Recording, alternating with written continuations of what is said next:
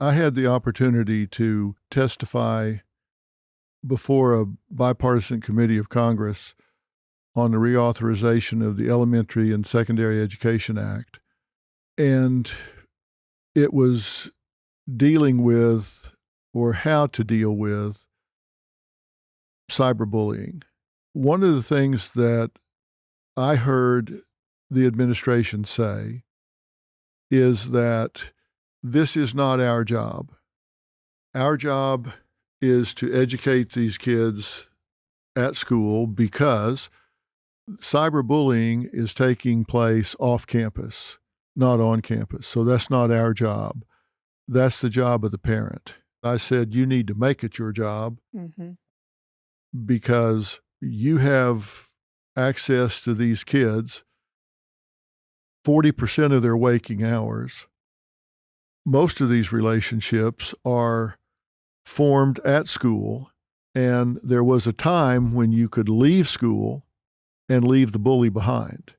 The bullying took place on the bus dock, it took place behind the gym, it took place in the cafeteria, and when the student went home, they were safe.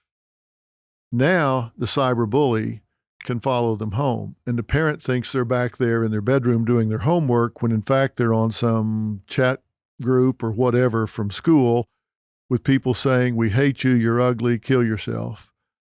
And too often, it has happened that they go back there and find their child, boy or girl, seventh or eighth grade, hanging themselves in their closet, dead. I've had many a story that I've had to do on the show where they've shot themselves or hung themselves. And I'll never forget one mother, not 50 feet from here, her son shot himself in the face. It started with the name calling. Brandon had used a 357 Magnum.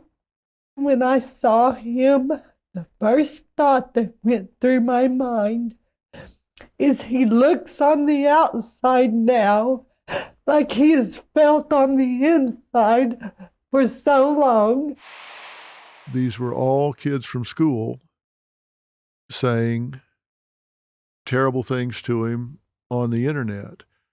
And I think, again, the schools can help so much if we can teach kids the early warning signs of anxiety, depression, stress, learned helplessness, interpersonal violence.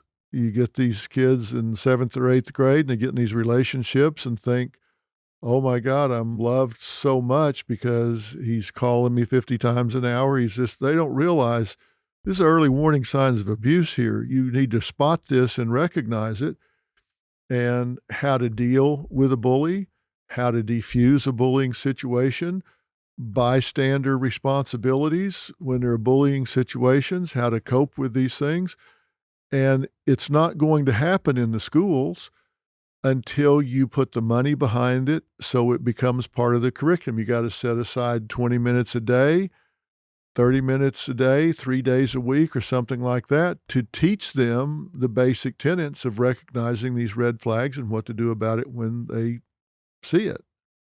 And cognitive behavioral therapy, to me, seems like a very understandable intervention, short-term intervention strategy that will work with kids at virtually any age. I agree. I also think that, what you just talked about is so important because it also identifies, if you have it out there in the schools, it identifies for teachers and administrators what the problems are, right? Because so much of this is in secret and without their knowledge. And so kids want to vent, they want to talk about things. And I know when I was a social worker in school, in a school setting, public school, um, I would have, you know, a lot of kids come to my office and have lunch with me, and we would just sit and chat, and I would find out a lot in that hour lunch period about what was going on, and then but I was only one person, and I was a social worker at the time and a minority in the school, and,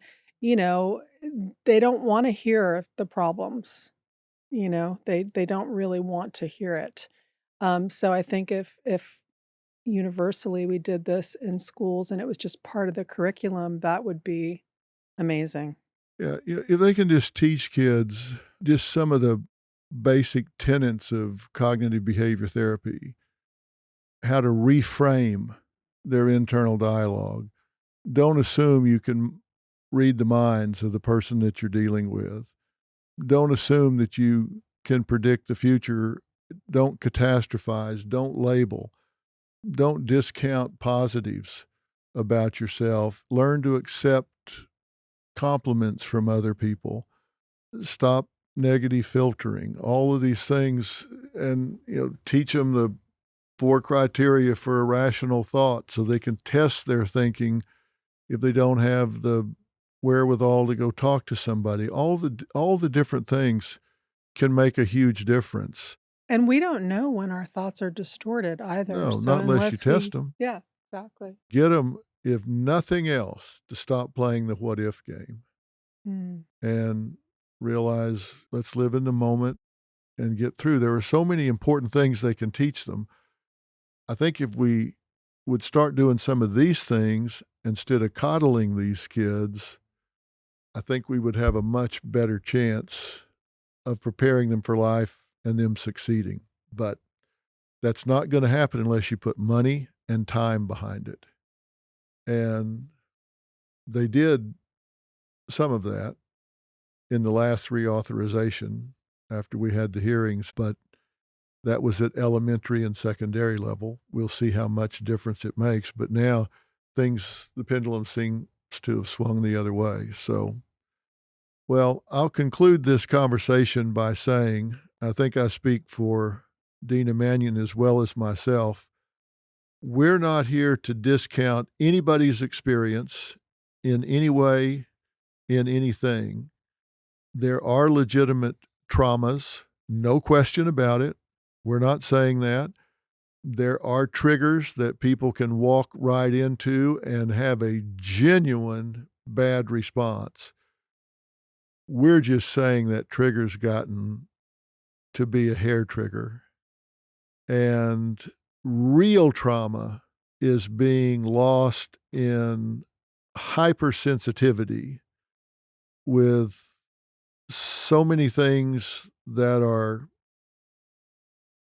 being labeled as traumatic that really don't qualify as trauma.